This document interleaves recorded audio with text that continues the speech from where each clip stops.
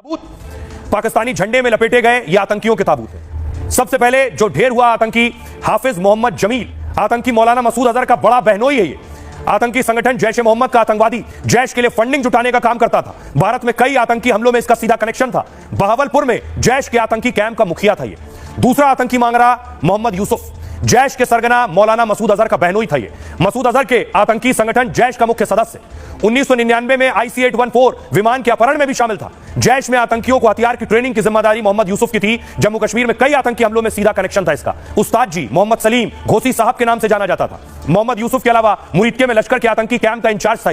लश्कर के इस आतंकी कैंप का नाम मरकज तैयबा था और इसी आतंकी की मौत पर पाकिस्तान ने सम्मान दिया। पाक की फौज की तरफ से गार्ड ऑफ ऑनर दिया गया इसे। मुदस्सर और अबू जंदाल नाम से भी इसे जाना जाता था। खालिद आतंकी संगठन लश्कर तैयबा का मुख्य सदस्य था जो आतंकी मारा गया। जम्मू कश्मीर में हुए कई आतंकी हमलों में शामिल रहा। अफगानिस्तान से हथियारों की तस्करी करता था। जनाजे में पाक आर्मी के अफसर भी शामिल हुए। खालिद के साथ अबू अक्शा नाम से भी इसे जाना जाता था। एक और आतंकी मोहम्मद हसन खान, आतंकी संगठन जैश ए मोहम्मद का मुख्य सदस्य था। ये पीओके में ऑपरेशनल कमांडर असगर कश्मीरी का बेटा। जम्मू कश्मीर में हुए कई आतंकवादी हमलों में शामिल रहा है। ये तो जितने आतंकी मारे गए हैं वो ये बता रहा है कि भारत का निशाना सटीक था और 100 आतंकी भारत ने ढेर किए हैं। सुनिए जरा क्या कुछ कह रहे हैं। आज जो भारतीय सेना ने प्रेस कॉन्फ्रेंस की, उन्होंने बताया कितने आतंकी ढेर किए गए हैं और ये ऑपरेशन पूरी तरह से कामयाब हुआ। ऐसे ही ऑपरेशन सिंदूर कॉन्सेप्चुअलाइज हुआ तो हमारा जो पीछे की कार्रवाई होती है, स्पेड वर्क और टारगेट्स को आइडेंटिफाई और एनालाइज करने की कार्रवाई शुरू हो गई थी।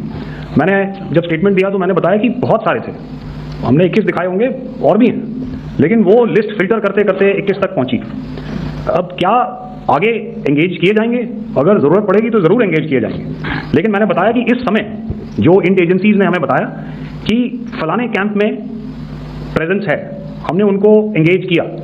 कुछ नाम मैंने लिए, कुछ नाम अभी पुख्ता किए जा रहे हैं। मैंने आपको बताया कि जो इंट एजेंसीज ने अभी तक असेसमेंट किया है उसमें उन्होंने कहा है कि तकरीबन 100 से ज़्यादा मारे गए हैं। और एक आज आपने तस्वीर भी देखी कि काफ़ी प्रोमिनेंट जो फ्यूनरल था, काफ़ी प्रोमिनेंट एक जो हस्ती हैं वो ऑर्गेनाइज कर रहे थे। एक तरफ भारत पाकिस्तान को मार रहा था और दूसरी तरफ बलूचिस्तान लिबरेशन आर्मी पाकिस्तान के जवानों को ढेर कर रही थी। बीएलए ने भी पाक सेना पर हमले तेज कर दिए थे। 7 मई को ही बीएलए ने पाक फौज पर 2 जगह अटैक किया।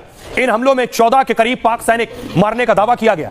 आज भी बीएलए लड़ाकों ने करीब 39 जगहों पर अटैक किया है। ये हमले पाकिस्तानी सेना और पाक सेना के काफिले पर हुए। भारत से तनाव के बीच बीएलए ने पाक सेना की नींद उड़ा दी। बलूचिस्तान को लेकर पाक से आजादी तक का दावा हुआ। भारत के युद्ध से पहले ही पाक पर टूटने का संकट मंडराने लगा। पाकिस्तान का कुल क्षेत्रफल सोचिए 7.9 लाख वर्ग किलोमीटर, जबकि इसमें 3.4 लाख वर्ग किलोमीटर क्षेत्र बलूचिस्तान का है। बलूचिस्तान अलग हुआ तो पाक सिर्फ 4.5 लाख किलोमीटर रह जाएगा, जबकि भारत के सिर्फ एक राज्य